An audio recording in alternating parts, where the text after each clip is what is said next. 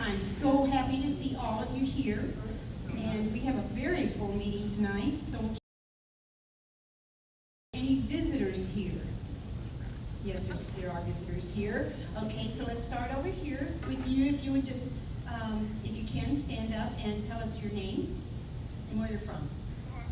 Stephen Myers, my wife Joan, we're Siloam-Springs. Great, we're glad to have you. Thank you. All right, and then we're back here. Rick Olson and my wife Laura, we're Siloam-Springs for 17 months. We love it. And she's going to be speaking a little bit later, so we'll hear more from her. Anybody else visiting? I see some visitors that I don't know. Yep. Rita Blocker from Siloam-Springs. Welcome. Harold husband and my wife Carol, we live here. Great. So glad you're here. Anybody else? Visitors in the back row there? Larry and Cheryl Kenmore, Siloam-Springs. Great, thank you. Glad to have you. All right, and visitor? Yes? I'm Christy Barnett's daughter, Lacey, and my husband Donovan Hudgens, and our daughter Lucianne and son Nathan. Thank you. We're glad you're here. All right, so we will get more information from some of these folks in a little bit later in the program. So we are going to now ask Helen to come up and give our prayer, and after that we will have the Pledge of Allegiance. I think the new Just shout it out. Lucianne's got it on the other one. Let's pray. Dear God and Father of our Lord Jesus Christ, you are the one that raises up kings, brings down kings. You have all knowledge, and we just pray that you will bless us this evening and give us wisdom as we listen and as we participate in this ceremony. Thank you for all those present. I pray your special blessing on us all. In Jesus' name. Amen.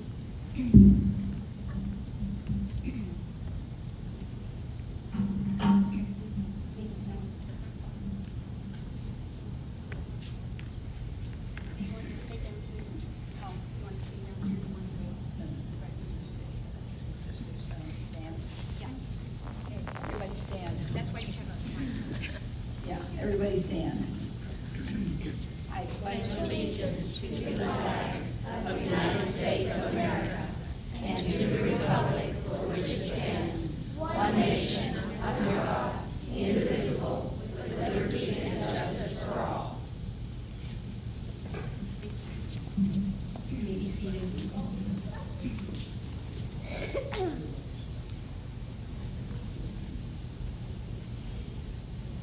I have a prize question tonight. It was not in the newsletter. Well, now is not the time to tell you. Okay, so it's one word. It's on your, those of you who have an agenda, it's on there.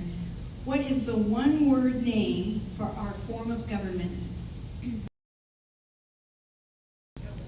No. We are a republic, that's true, but there's another name that's more important. Democracy. No, it's not a democracy. It's not at all a democracy. Yeah. What? It's the way it's structured between two entities, I guess you could say. The word starts with an F. Federalism, yes. We're a federal form of government. And what does that mean?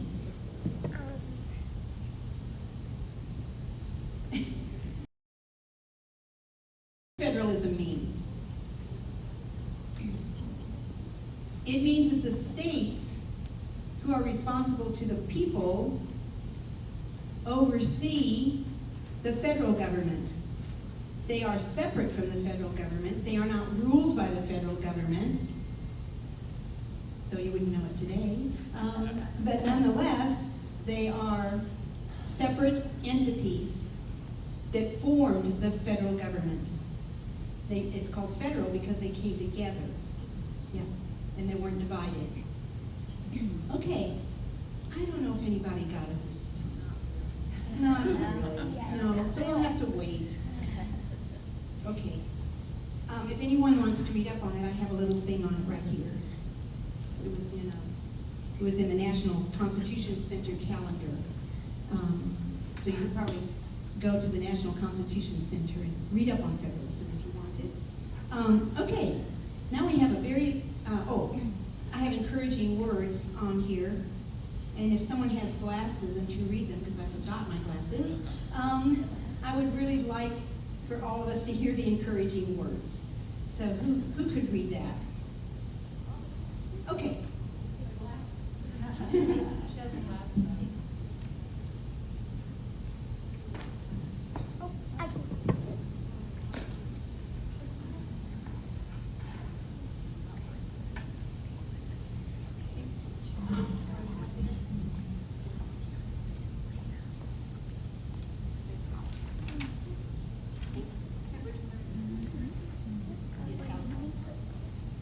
Encouraging words.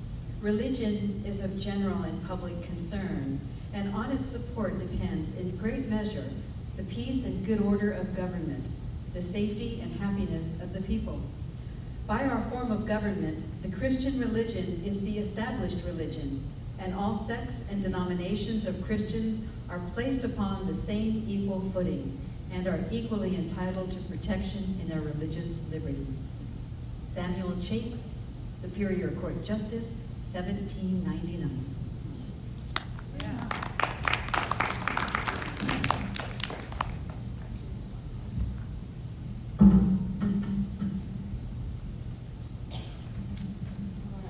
Now we have a very special presentation by a very special little lady.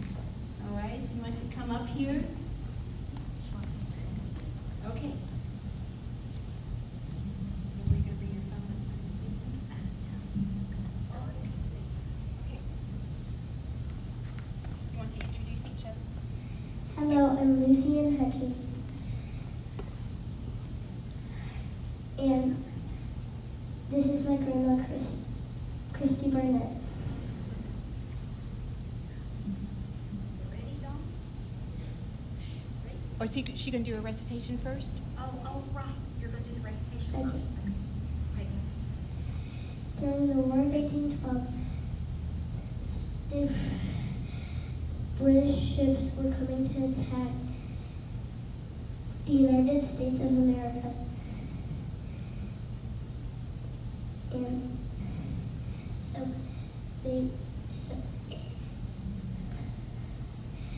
the British has captured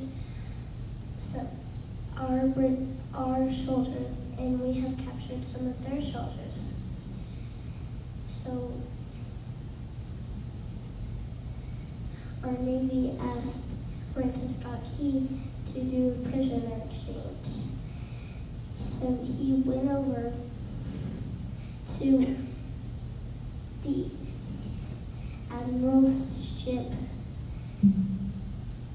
and he said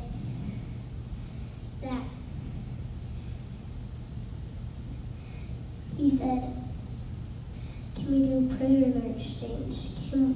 We'll get back your prisoners if you get back our prisoners.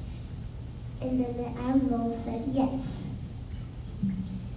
So Francis Scott Key went down below that ship, and he told all the United prisoners that they're going to be free by tomorrow morning because they are sick, hurt, and sad. And then he went back up to talk to the British Admiral. And then the British Admiral said it wouldn't matter because we're going to win. All you have to do is lower your flag and you'll be ruled by us. So Francis got keys, stayed on that ship all night long. When he saw the flag, he yelled down to the prisoners, "It's still up," and they would all cheer. So he wrote the words to the Star-Spangled Banner. So when the sun rose, he saw the American flag still standing, tilted, shredded to pieces, and torn. But it was holded up by dead Americans that risked their lives.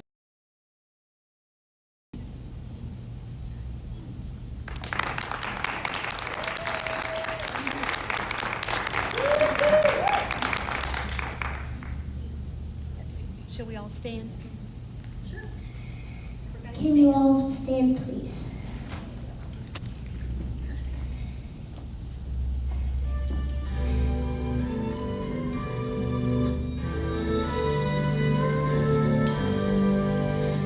Oh, say, can you see by the dawn's early light what so proudly we hailed at the twilight's last gleaming, whose broad stripes and bright stars through the perilous sky, what so ramparts we watched were so gallantly streaming, and the rockets red flare, the gulls bursting in air, gave proof through the night that our flag was still there. Oh, say does that star-spangled banner yet wave o'er the land of the free and the home of the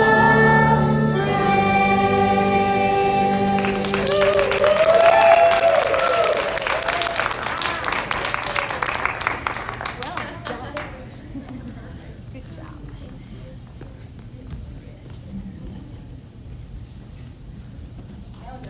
That was a very special treat. Yes. Thank you all for coming. Yeah. All right. Now we are at the part where we have the program.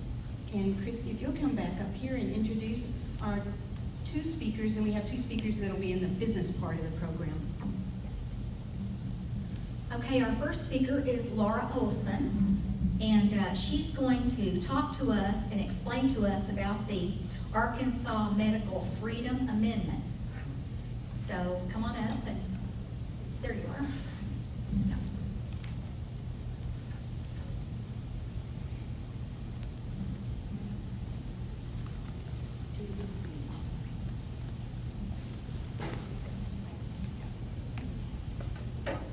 Hi, I'm Laura Olson, and I brought my husband Rick Olson along.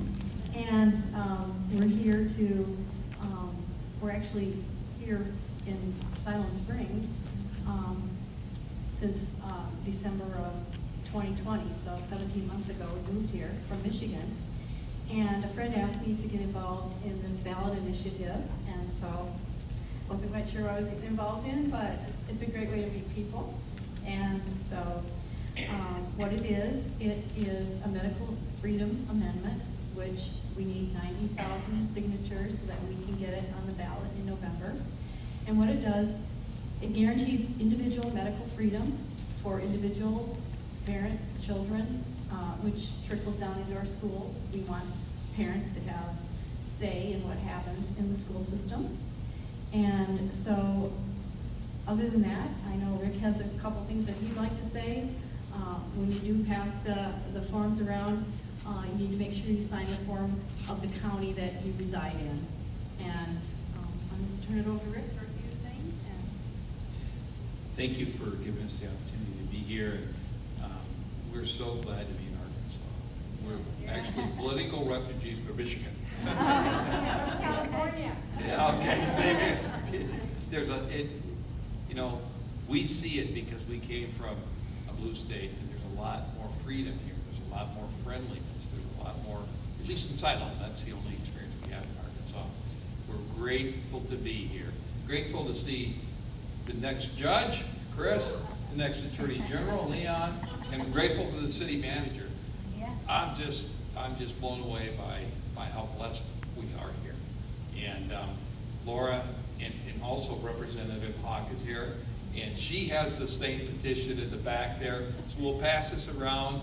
We're going to have to leave a little bit early, but if you don't sign that, there's another petition signed in the back. Thank you so much. Thank you. Questions? Could you tell us that, isn't this the one that doesn't allow you to be fired if you refuse to have the vaccine? I believe that's and it has to be on the ballot, and then it has to be approved by the majority of the voters, and then it becomes law. Judge could explain it better than I, but. Well, so in your workplace, you can't be forced to have any medical procedure. Use the mic. For example, in your workplace, you can't be forced to have any medical procedure. You know, you have to have consent. Consent. Could you elaborate a little bit more on consent? Well, you would not lose your job if you don't consent to what they're asking you to do at work. They can't fire you. If you go to defendarkansas.us, there are some videos that you can watch that does a really good job of explaining things, much better than I can. So that might help too. Thank you. So we'll pass this around. Sign it, if you don't want to sign it, you can always sign it at Representative Hawk's table over there. Thank you so much. Thank you. Chris, you can introduce. Okay, we have Leon Jones Jr., and he is running for Attorney General. He has served under Governor Mike Huckabee and also under Asa Hutchinson, overseeing 2 state agencies.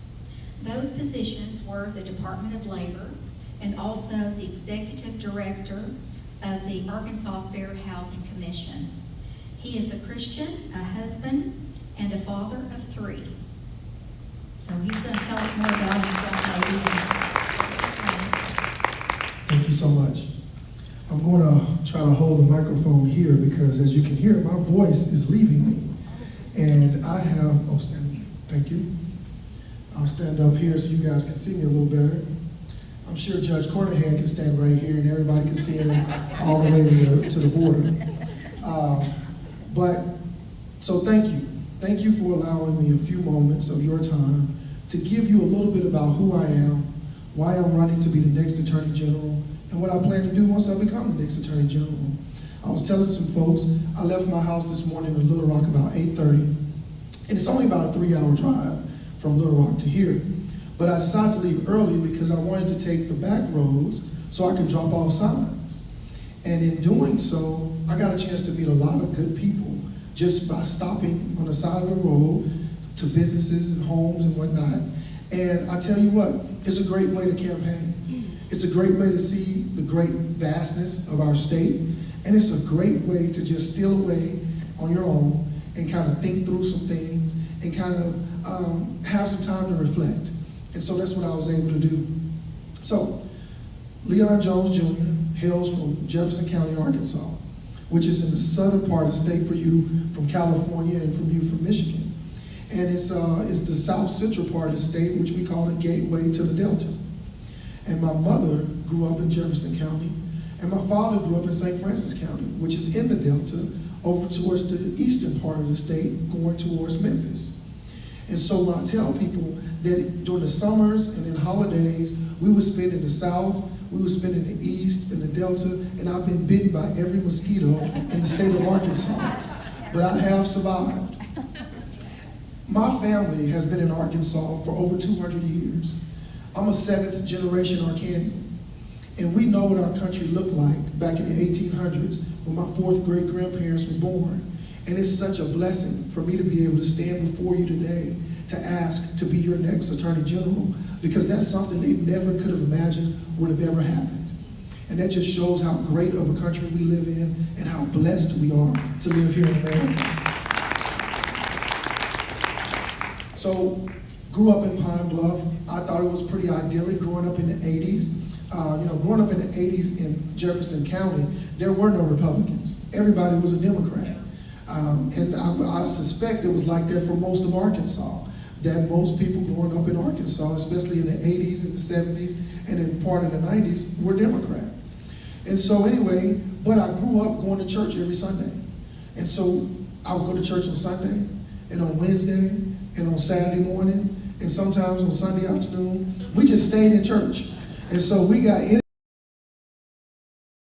those life lessons that I was taught about faith, about family, personal responsibility, about love of community.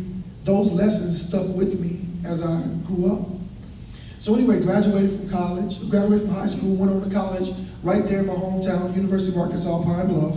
My parents went there. That's where they met. My son just graduated from there last Saturday. And so we have a long tradition at UAPB, which was formerly AM&EN College.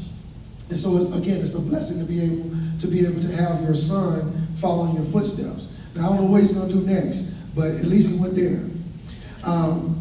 So anyway, got to school as a freshman. Didn't know anybody but about 6 or 8 people when I got there. So I decided to run for freshman class president.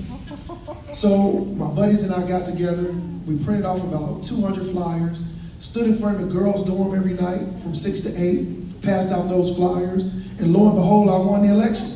And so people said, well, how did you do that? I said, when you engage the women, the men will follow. And so my entire campaign strategy is to engage every woman in the state of Arkansas, and I'll be your next Attorney General. So, was able to matriculate, got my degree in English, and I was excited about going to law school, but I just couldn't afford it. And parents, hard working as they were, my mother was an educator for over 40 years. My dad's an insurance agent and a minister, and he pastors a church. And so I thought about the lessons that they taught me of hard work, and so I decided to put my degree to work, and I got a job teaching high school English in Dallas, Texas. And so I was so excited. I worked for an entire month, got my first paycheck, was so excited about it. I looked at my check, it was a live check back then, we didn't get direct deposit. The numbers didn't match up. And I kept looking, and I said, well, who is FICA? I don't understand why I'm having to pay FICA. So as I thought about those lessons that I was taught growing up, as I started to do research, thank you so much. Yes. Sorry. As I thought about those lessons, and I started to do research, I started to realize that the principles that my parents taught us when we were growing up were principles that lined up with the Republican Party. And so that's when I started to vote Republican. So anyway, fast forward, 2003, got an opportunity to enter law school, went to law school right down the road in Fayetteville at the University of Arkansas, matriculated in 2006, needed a job. So Governor Huckabee hired me as his regulatory policy advisor. Got a chance to understand state government from the inside. So I learned regulatory agencies like the Department of Labor, the Environmental Quality Office, the Public Service Commission in oil and gas, and so on and so forth. Well, his administration ended and I needed another job. So I came back up to Northwest Arkansas, the land of milk and honey, right? And I got a job at a big company, and I was so excited about it because I was making a great salary, my family was growing, and I thought, hey, I have arrived. This is where I'm gonna retire. I was telling the young lady over here that I had gotten assigned, my district when I was working for the company was in Northern California, and I got assigned to Northern California, so I would fly up there every 2 weeks, and I thought, hey, this is a dream come true. Making a good salary, getting to travel, things were great. But as you of faith know, when you make plans, God laughs. And that's exactly what happened. So it wasn't for me to retire at that company. And so I thought, well, what am I gonna do? And so it was put down in my spirit to start practicing law. And so that's what I did. I said, I'm gonna leave the company to practice law. So my friends thought I was nuts for leaving the company, but they said, well, you practicing law, you can do that. I said, well, where are you gonna open up your practice? I said, Siloam-Springs, Arkansas. And that's exactly what happened. They laughed at me. All of you live in Siloam-Springs, you're here in Siloam-Springs, it looks just like this room, minus me, right? Ain't nobody that lives here look like me. But I said, I don't think people care what I look like. I said, I think people care that I know what I'm talking about and that I care. And that's exactly right. So I opened up my start. Thank you. I'll take a little water while you clap. So I started practicing. Things were going well. Eventually, I moved my practice back to Fayetteville. My family was growing, and I thought, hey, I've arrived. I'm gonna practice law for the next 30 years, raise my family, live here in Fayetteville. Things are gonna be great. God laughed again. And I got appointed to be the director of the Department of Labor for the state of Arkansas in 2015. So I did that for 4 years, and then I got appointed to be the executive director of the Fair Housing Commission for the state of Arkansas. And so I did that for about a year. And then God laughed again. And here I am running to be your next Attorney General. And so my wife and I live in My wife and I live in Little Rock. I told you about my son who's 22, just graduated from college. I have a 15-year-old. She's going into the 11th grade in the fall. I got a 2-year-old, and I got one on the way. So you asked me if I was pro-life, there's your answer. So that's a little bit about who I am. Well, you say, well, Leon, why are you running to be the next Attorney General? 3 primary reasons. Number 1, I am a public servant at heart. I believe in giving back to the state that has given me so much. You see, for the last 20 some odd years during my career, I have volunteered for boards and commissions on different levels, and I want to continue to give back to this state that has given me so much. Number 2, I'm a proven leader. Like I said, I run the Department of Labor, and I run the Fair Housing Commission. When I was at the Department of Labor, we had a mandate to inspect all the elevators in the state of Arkansas. At least on those elevator inspections. By the time I left in 4 years, we could get them done in 30 days or less. Wow. And you know why? Because of creativity and ingenuity. We were able to pass legislation that allowed us to work alongside small businesses to help us with our elevator inspections. Creativity.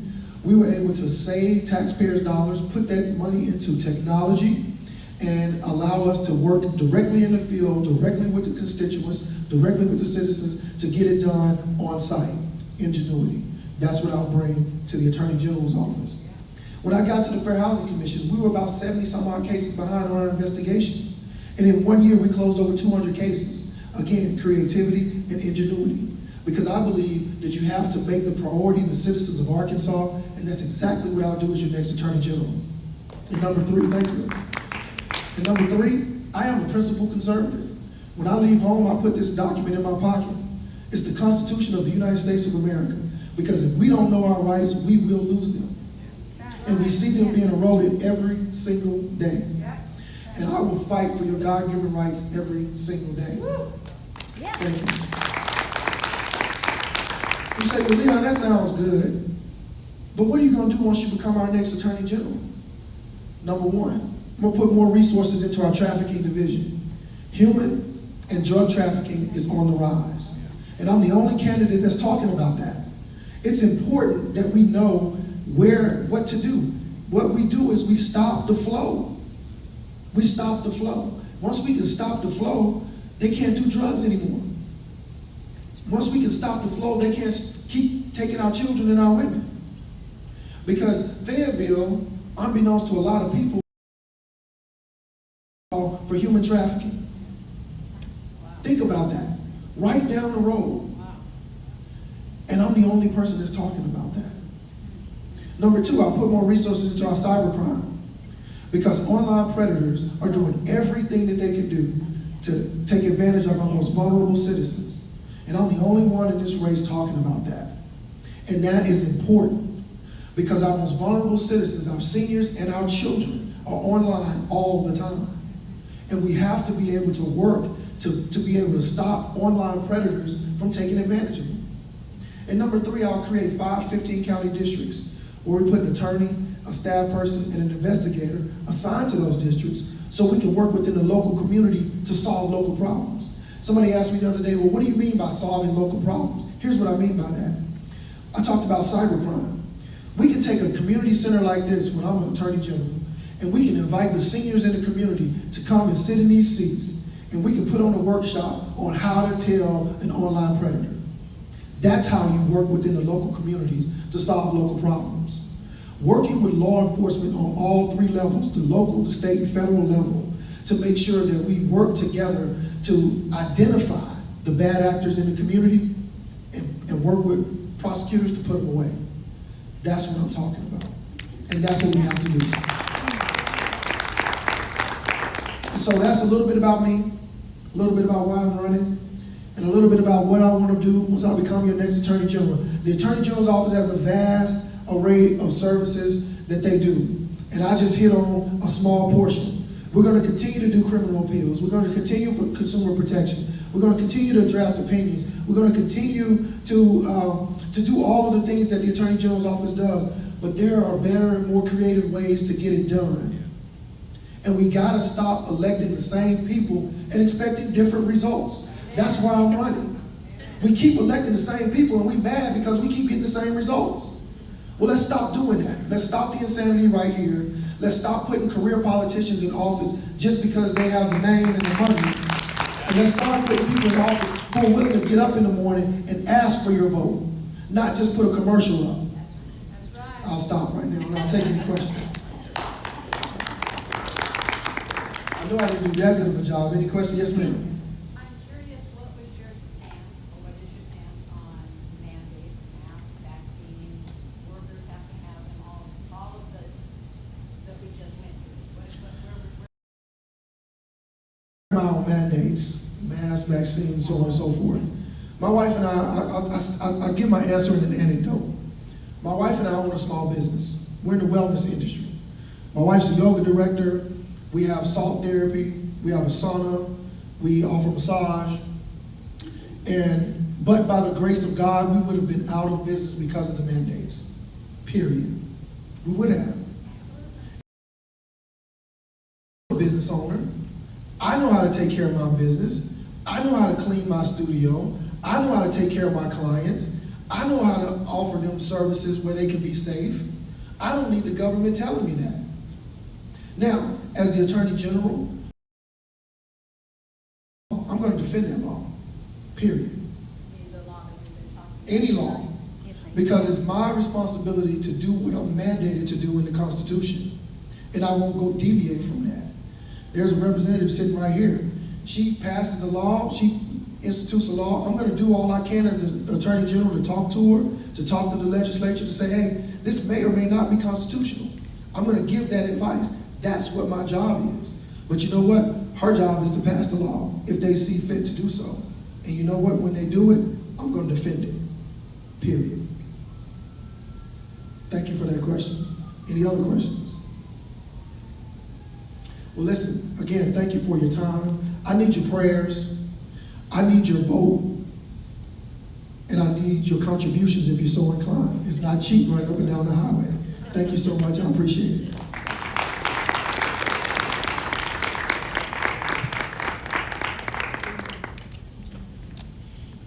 Did you have any literature that?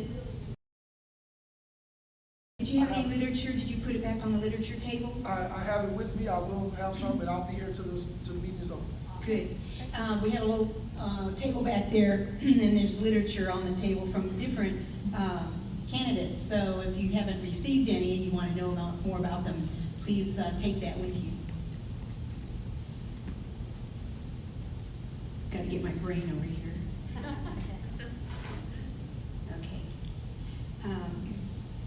We're going to move now from the program part of the meeting to the business part of the meeting. And nothing's going like I did the agenda, so it's okay. Well, we don't have our secretary here, and we don't have our treasurer here, so we can dispense with those two things. We do have our legislative chairwoman here, Mitty Green, and I think she's going to introduce two people Would that be okay? Or do you want me to introduce them? It's up to you. Oh, you know. Okay, we're going to have Judge Chris Carnahan speak and City Manager for Siloam-Springs, Philip Patterson, speak. I think, Philip, I would like for you to come first and deal with city stuff, and then we'll go on to bigger stuff. No. All right. Some of you might have received a booklet when you came in, and that was about voter fraud, ways to stop it. So if you did not get that booklet, we purchased those so that you could have them and use them. So please go to the back table, the check-in table, and get one of those.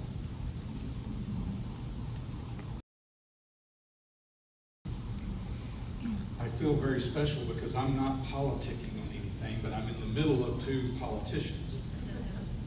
So my name is Philip Patterson. I'm the city administrator here in Siloam-Springs. I've been asked by the board of directors to try to get some input about an issue that the city board has to address. So I'm passing out some basic information. I'll, as quickly as I can, give you a background about this issue. So the city has 2-cent sales tax, city sales tax. 1 cent is permanent.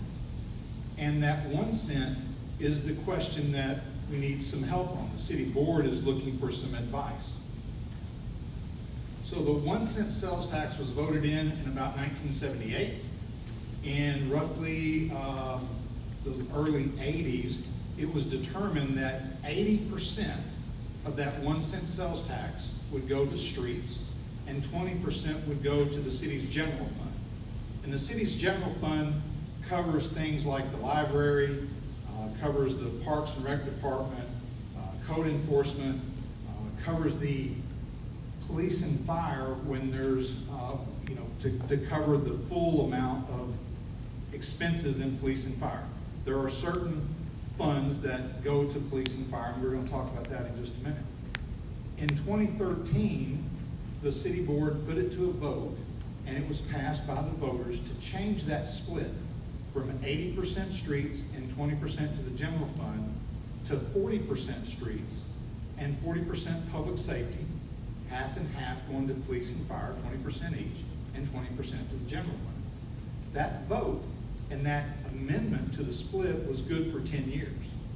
So in October of 2023, the current split of the 1 cent sales tax is going to revert back to 80% streets and 20% general fund. So to give you an idea of the numbers, the amount of money that we're talking about is in 2021, that 1 cent sales tax generated just over $5 million for the city. So $2 million went to streets, $1 million went to police, $1 million went to fire, and $1 million went into general fund. Police and fire have used that money since 2013 for equipment. So if you've been here, you know that in about 2014 or so, fire station number 3 used to be on Highway 59.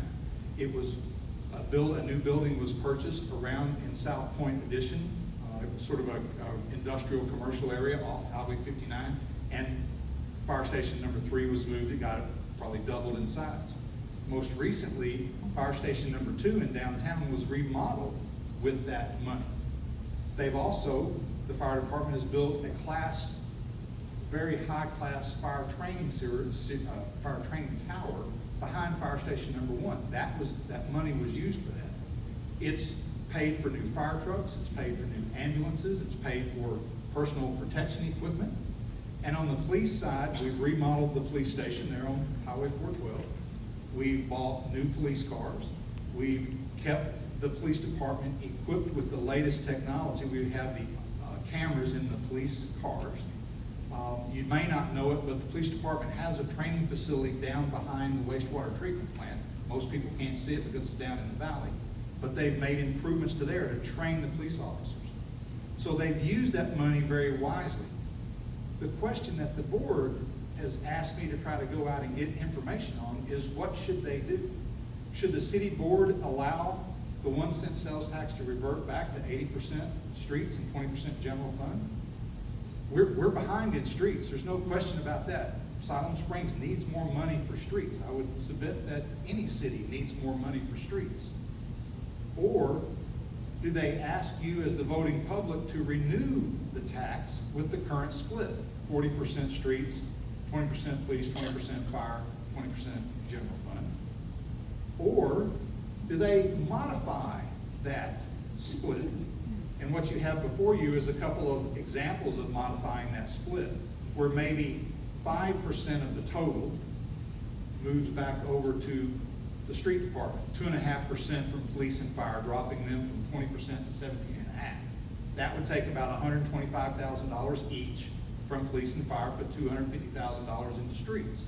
Or do they go a little bit more and take 5% each from police and fire, putting $500,000 back into streets and dropping police and fire revenue to $750,000?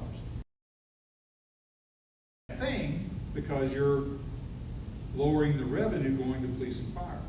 Police and fire on average have about a $4 million annual budget, so that revenue stream is about a fourth of that. But that revenue stream has grown. So historically, our sales tax grows about over 10 years. If I go back and look at 10 years, it's averaged about 3%, but in the last 4 years, it's averaged about 4% growth per year. So the other is, if the board asks you as voters to modify the split or renew the current split, should they ask you to only do it for, say, 10 years or do it on a permanent basis? So the idea being that if you take some of the money and move it over to streets, but if you make the split permanent over time, that's only going to grow over a period of time. So police and fire, 3 years ago, we started having discussions that this money could go away, and we started having to pull back on planning, saying if we can't plan for it and pay for it before the end of 2023, we can't do it because we can't guarantee the money's going to be there. Future needs for that money would range from potentially a fire station 4. We've already identified a location off Highway 59 by the airport, potentially a police substation. We're always going to need more fire trucks as we grow, more police cars as we grow. And as we grow with more firefighters and police officers, we're going to need more personal protection equipment. So it's a tough decision. And I don't necessarily, I don't have a vote. I don't have an answer. But the board is going to have to make a tough decision. In order for this issue to be on the ballot in November of this year, they have to pass an ordinance that is effective by the end of August. That means they have to have the first reading of that ordinance the third Tuesday in June. So it's coming up. They're going to have to make a decision. Now, they can wait and maybe do something in 2023. That's the only thing that I would strongly recommend, is that they put something on the ballot in November, because that's likely when most of the voters will turn out. So you have most of the information in front of you that I've just described, and then you have a little short sheet. 1, option 2, option 3A, or 3B. And I would ask you to mark what you think they should do. And if you mark option 2 or option 3A or B, would you mark yes or no as to whether or not they should ask the citizens to make it permanent, yes, or no, not permanent, and probably they would ask for it to be extended for 10 years, and then in 10 years, probably won't be me here standing up here and saying, would you vote for it again? But that's the question. And it's not an easy answer. There are more needs. I'm going to put the mic out here. There are more needs than there are funds. And it's the question of what is the right balance of this. I promise you, I would think we would all agree that Siloam-Springs could use more money and improve its streets. But the question is, do we take some of that money? Do we not? Do we modify the split? Do we not? We're doing as much as we can on streets with grant money from the state. They have a street state aid program. The Holly Street overlay was 80% of that was done by the state. We're looking at designing a widening of Kenwood Street from Highway 16 out to Bruce Rutherford Road. We've got about a $400,000 grant for engineering design from the state on that. So we're trying to be as judicious as we can and go after as much street money as we can. but there's never enough money for streets. Everybody, you've been here the shortest, but you probably saw it. We did it in-house, Kenwood Street between Highway 59, Lincoln Street, and Highway 412. Took a long time because of a number of problems that I won't go into, but we did that in-house. That was a $1.2 million street project for less than a mile of street. We're going to remodify the curve in Lake Francis Drive. Everybody knows the curve I'm talking about, the one that feels like a racetrack. We're going to do that this year with contractors because they can get it done faster than we can. They can work beyond hours, they can work on the weekend. But using a contractor, that's a $2.3 million project. So moving $500,000 a year in the streets will help. Moving $250,000 a year in the streets will help. It's not going to solve the problem, but it will help. So I'm happy to answer any questions. I know it's a lot of information, but it's a question of what's the board going to do. They've asked me to try to just get some general input. So I'm taking a poll, and your poll is by writing on the back of that sheet and handing that to me tonight. So I'm happy to answer any questions. That's as fast as I can get that information out. Yes, ma'am. How much money does the police and fire department get from the city sales tax? And the second part of that is, I mean, maybe not really the exact number, but obviously they have some money in that, but, and the money that they've used from this 1% sales tax, have they accomplished any type of, all of the upgrades they needed to upgrade? So that they can operate maybe with a little less money, so the streets get attention for a while? So your question is how much does police and fire get from the city sales tax? That's the $1 million a year today, from that 1 cent sales tax. From the other sales tax. The other sales tax, the other 1 cent sales tax is divided into 3 pots. 3/8 of that cent is for quality of life and utility capital projects. So 3/8 of that is split 50-50. That's the money that was used to build Memorial Park by the new library. It's the money that's usually matched with grants to do sidewalk projects and other quality of life projects. The other half of that 3/8 goes to capital utility projects. The remaining portion of that, the 5/8 cent, goes to pay off the debt for the $30 million water treatment expansion that we just completed. So the police don't get police and fire don't get any of that money. So general fund funds, for the most part, the majority of the police and fire money, minus the 1 cent sales tax, which generates about $1 million a year. The fire department has a rural fire district. There's membership that's paid, and that's some revenue. And then there's obviously revenue that comes in from the ambulance runs, right? So you have to pay the ambulance. But what doesn't get paid for gets paid by the general fund. So, if we let it revert back to the 80-20, which would be great for streets, but that'll leave about a $2 million gap, or 1.75, however, $1.5 million gap in the general fund, which then has to be made up. So it's this balancing act. So I hope that answers your question. Yes. Anybody else? Yes, sir, Larry. So, I think we're all trying to get a handle on what's the effect going to be on the police and fire if it reverts 80-20. I know you planned well, so tell us what really is going to be the effect on police and fire. Well, I suspect that part of the reason in 2013 that they put it to a vote was to get police and fire to where it is today. So if it reverts back to 80-20, we're going to have to cut, we're going to have to tighten our belts, and we may have to cut in other areas. Maybe not in police and fire, maybe in yet ready to say what those ideas are, because I don't know what the board's going to do. If the board decides to put it to a vote, we'll have to wait and see. But I'll start thinking about what if it fails. The idea of going in November of 2022 is if it fails, why?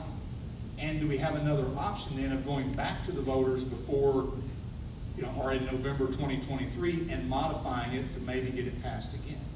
But it would be a big hit to the general fund. There's no question about that, if it all goes back to streets. Anybody else? Yes, ma'am. I'm concerned for public safety, and I want to support our police. Because of the unknown quantity and people that are coming into our country, our police need to be well supplied and trained, and I don't want to cut their budget. And it's a valid concern, and I understand that completely. And what I don't want, if the board decided to put something as a modifying of that split, you know, the defunding the police, it's not defunding, it's trying to balance that out. But your concerns are valid, and then the question is, if you would, I think, support option 2, which is to leave the split currently. And then the question is, are we back here in 10 years, or do we make that permanent over time? If we make that permanent over time, maybe the opportunity to use some of that money as it continues to grow to help fund more police officers and more firefighters. Firefighters and police officers, they don't like this discussion, and I don't blame them. Nobody wants to have their revenue cut, right? But it's a tough question, because if we do nothing, all that money's going to go to streets. We can do a lot more streets with an additional $2 million a year. We can get more street projects done. But there's a whole concern that you have, and the concern that Larry said is, you know, how do we backfill that? So, any other questions? All right, I'm going to come around after this and just pick up your forms. I appreciate all of you very, very much. And my name's Philip Patterson. If you have any questions, I'm generally at City Hall most of the time. I'm happy to answer anything you may have. Thank you very much.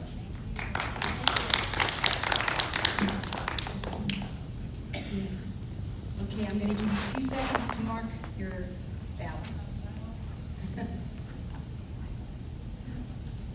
Have them ready for Philip to pick up. All right, we're ready to hear from Chris Carnahan, who's going to tell us all about his journey,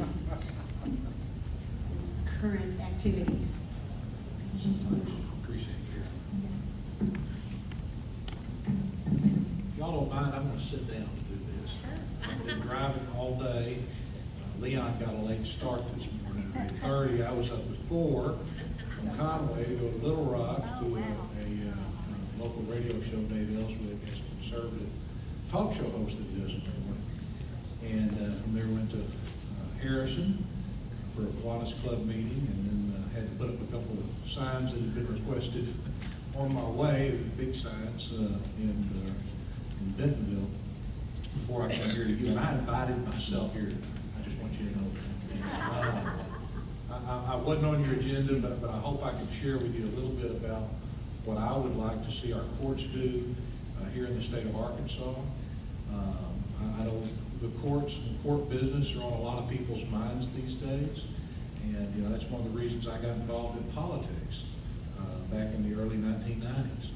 I've been involved in, at the time it was Republican politics. We're nonpartisan by nature once we become judges, and if we run as judges, so we can't, you know, continue to be a partisan. I voted in the Republican primary this time, but oh yeah, and I used to be the Faulkner County Republican Election Commissioner. Oh yeah, I used to be the former executive director of your state Republican Party, but I'm a nonpartisan candidate at this time. I am excited to be running for this position because I think it's a chance for Arkansas not to take our Supreme Court in a rightward direction and not to take it in a leftward direction. I mean, I'm as conservative as they come in my personal views, my personal life, and what I expect government to do. I don't want a justice on the Arkansas Supreme Court who is going to tip the balance in favor of their favored policy positions. The role of a justice is to call balls and strikes as if it were a baseball game. But their strike zone needs to be fair. It needs to be the same for any litigant that's in their court. If something's wrong for one side, it should be wrong for the other side. That's how I run my court right now.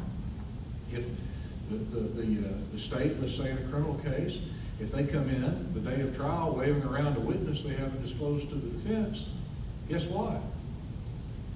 I might throw the case out if you waited that long, but certainly they're not going to be able to introduce that.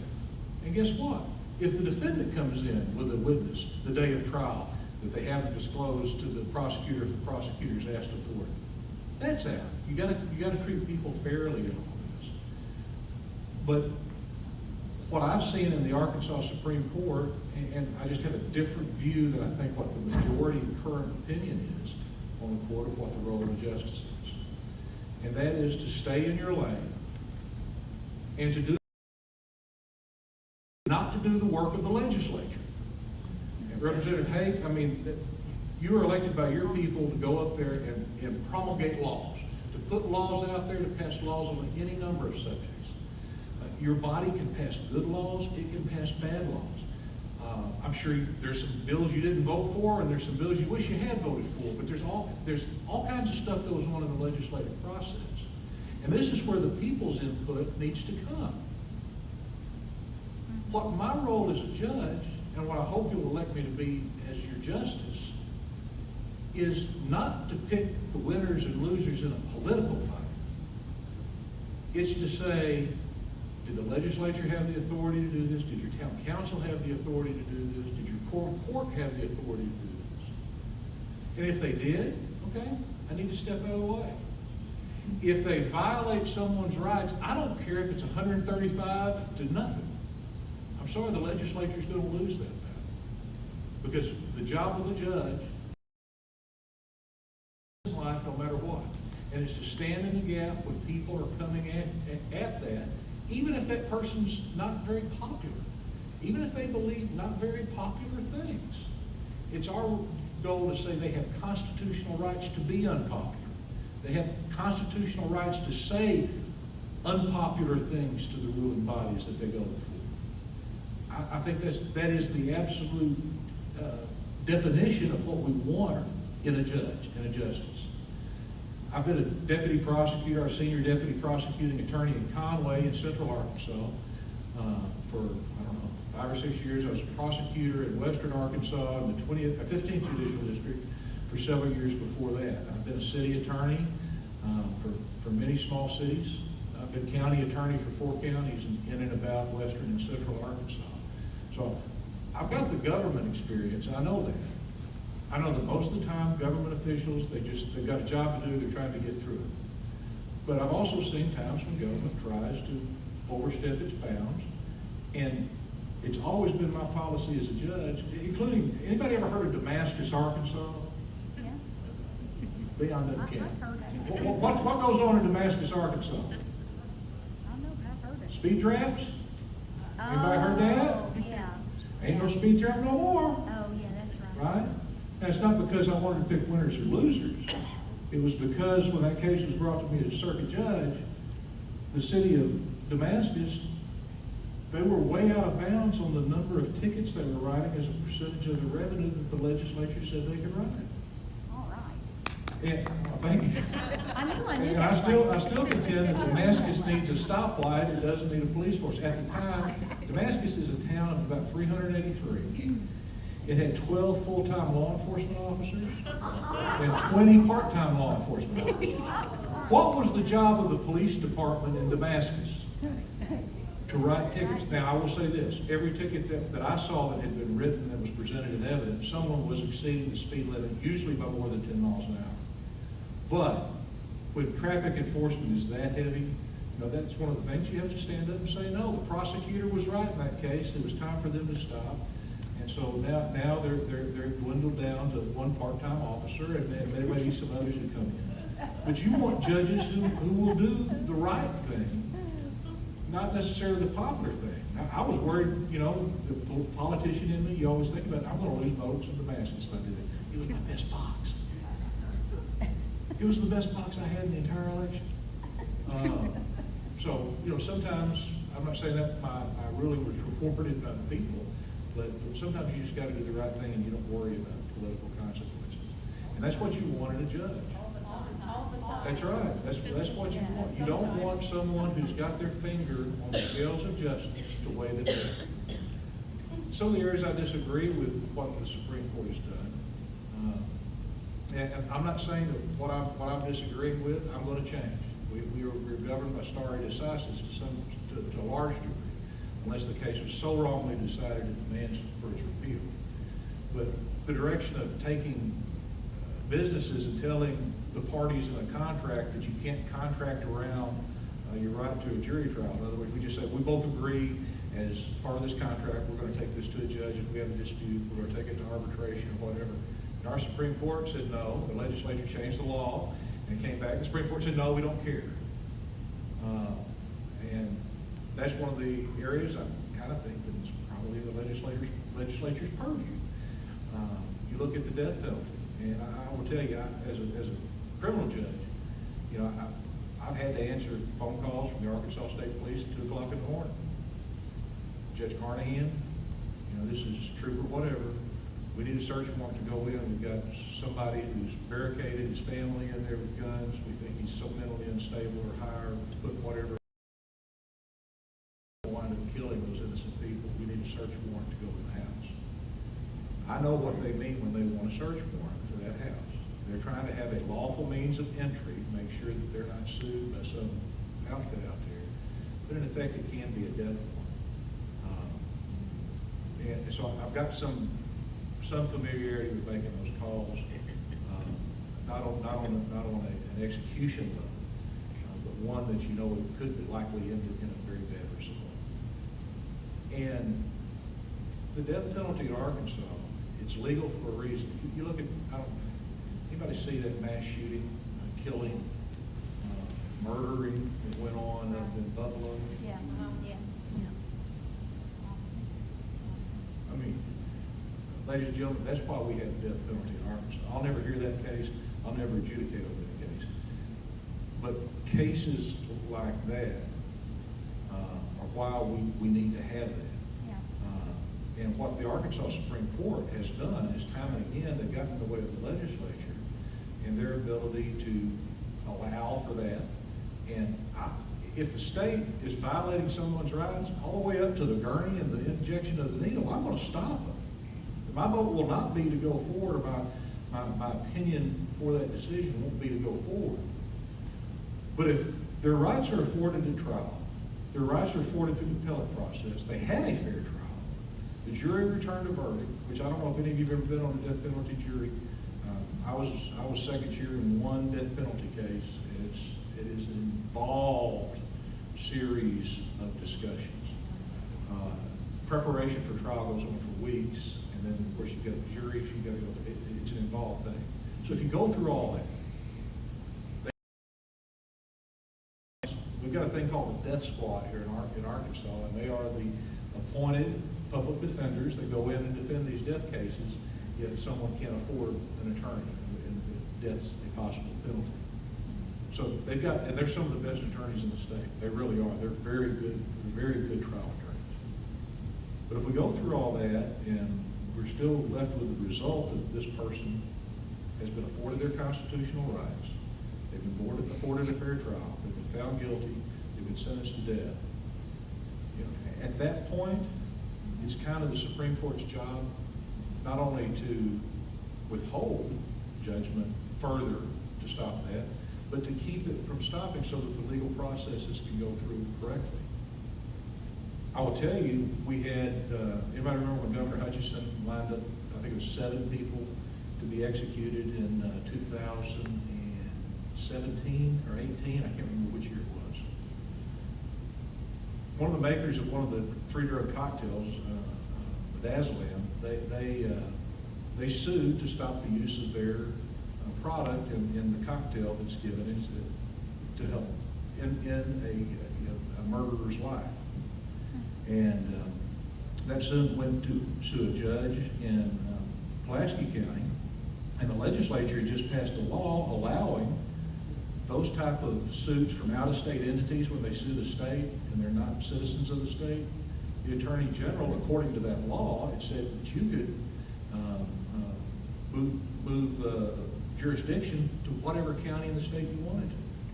And there was a motion by General Rutledge to do that, and the judge just sat on it. Didn't hear it, didn't do anything. The Supreme Court is to be the superintending body over the other courts. And if a judge refuses to act in violation of their constitutional duty, that's a problem.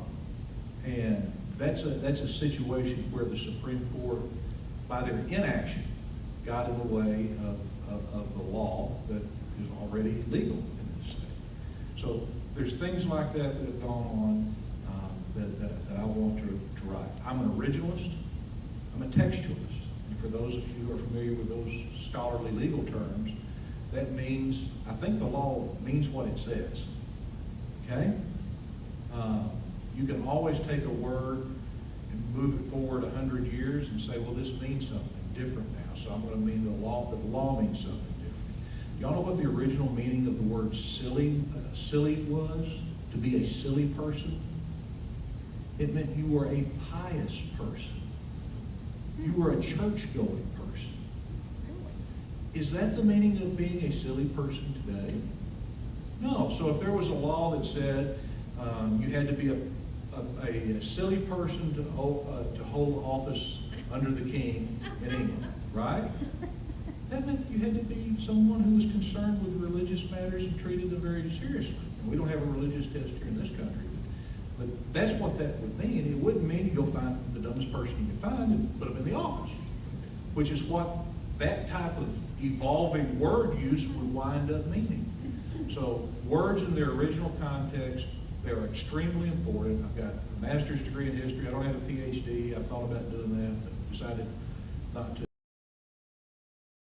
Research angle, that part of that is being a justice. I promise you I'll do that.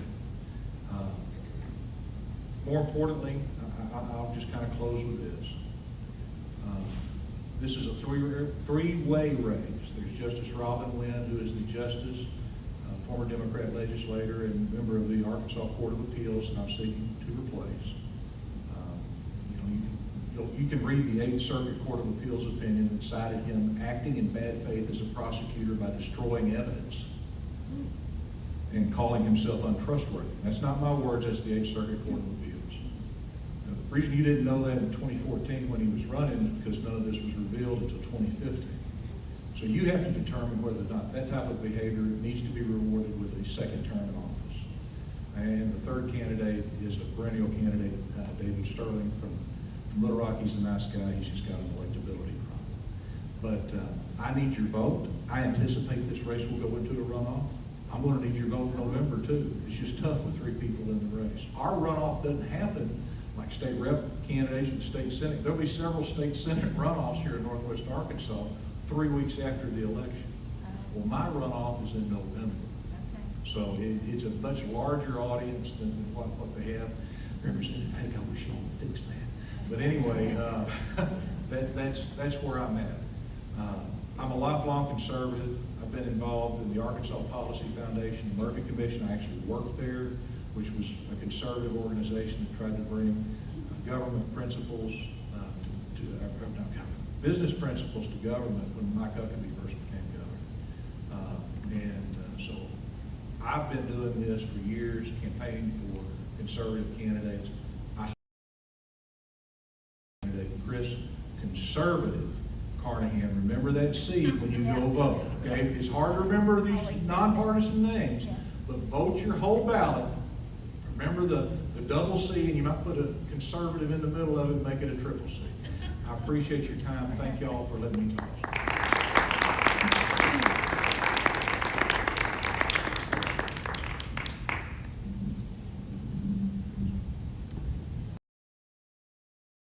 Literature back on the literature table, so please pick some up. I know that there are things circulating through the crowd, and we are running a little bit over, but Representative Hawk wanted to tell us about a meeting on Thursday, which is really important. It's free, so. Sure. I'll just come right down here. We just wanted to remind you that the last time to see Sarah Huckabee Sanders here before the election on Tuesday will be Thursday night over in Springdale. The tickets are free. You just need to go online and reserve them. You can also pay for a ticket and you get a picture with her. So if you would like to help support her campaign. Representative Lundstrom and I just wanted to make sure, because I know a lot of you would like to be there on Thursday night if you can, Go online to her campaign and get your ticket reserved and just show up. It's just jeans, it's casual, it's from 7 to 8 p.m. So it's not it's not a dinner, it's not a long program. It's just to meet and greet her. The doors will open at 6 o'clock if you want to go on in. So we just want to make sure everybody knows about that. Where is it?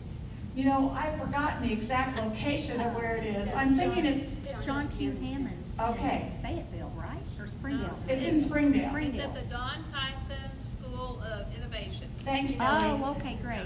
I was going to say the Apollo Theater, and then I knew that was it. So the Don Tyson School of Innovation. Thank you. I've got the, I'll lay it back here. Oh, that's good. Yeah. Like the right Perfect. address. We have handouts on it. Thank you so It much. does have 10, so. You have to choose a seat. Thank you so much. Thank you. Hope you can go. We have to choose a seat even if you go with a free ticket. So you do need a ticket and a seat number. So, Yeah. So pick up some of those on the literature table back there. Also this Thursday night, there is the final comment period in person at the library from 6 to 8. 2040 development plan. So if you haven't been involved in that at all, please go Thursday night and give your input on where you want the city to grow and how you want new land that it acquires to be developed, or old land that they're renewing. So it's really important. You can do it also online at Siloam-Springs2040.com. All right. And online you can do it until the 23rd. That's the last day of early voting, Monday, the 23rd. Election day is the 24th. So if you haven't voted yet, you still have some time. There will be no bingo on the 23rd because it's being used for elections. And so we can't have bingo there. So we'll have to do that in June, unfortunately. And because May is Veterans Month, we wanted to do it in May, but that won't work. All right, so I want you to visit the silent auction. It will close in about 10 minutes. So, yeah, the Republican Party State Committee meeting is in Little Rock on June 4th. That doesn't affect all of you, but some of you. And on the 24th, this is really important, of this month, it's a Tuesday night. It's a regular meeting for the Republican Party Committee. They're going to have a watch party for the preferential primary that we're voting in now. And it's not going to be in the regular place at the church. It's going to be at Gisano's. Someone may know where that is. Pleasant Grove Road. Pleasant Grove Gisano's Road. Road in Rogers on Pleasant Grove Road. Yes. Until it runs out, and bring a couple bucks for a fountain drink. All right, so, yeah, I have it there. All right, is there any other business, anything else we need to discuss?